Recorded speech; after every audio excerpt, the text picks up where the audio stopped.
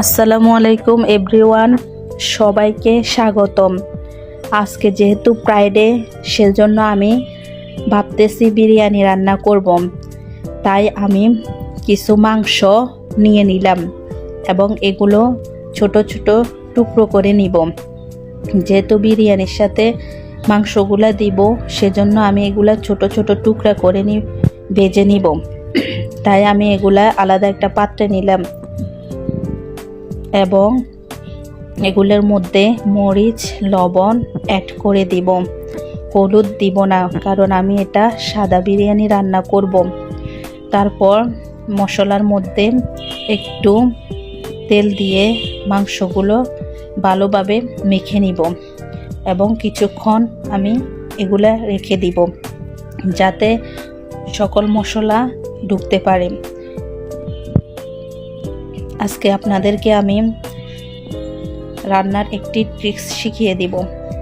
সেটা হলো, আপনারা যখন পেঁয়াজ এবং রসুন কাটবেন, কাটার আগে কিছুক্ষণ পানিতে ভিজিয়ে রাখবেন।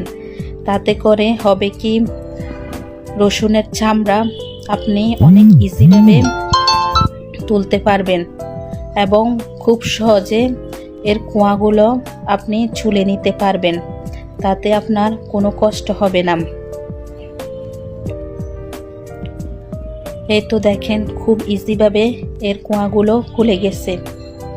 তারপর আমি পেঁয়াজ, মরিচ এবং রসুন কেটে নিয়েছি এবং এগুলা আমি ব্লেন্ড করে নিয়েছি। তারপর আমি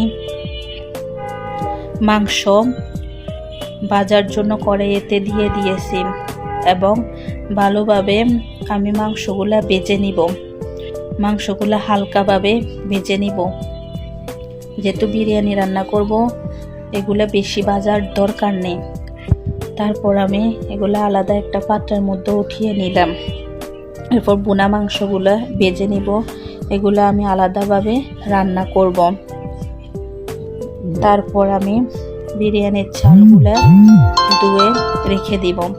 এরপর বিরিয়ানির মশলা কষিয়ে তার মধ্যে মাংস দিয়ে কিছুক্ষণ রেখে দিব এবং চাল অ্যাড করে কিছুক্ষণ নাড়াচাড়া করে তার মধ্যে আমি পর্যাপ্ত পরিমাণ পানি দিয়ে দিব এবং কিছুক্ষণ ঢেকে রাখব। তারপর আমার বিরিয়ানি রান্না হয়ে গেল।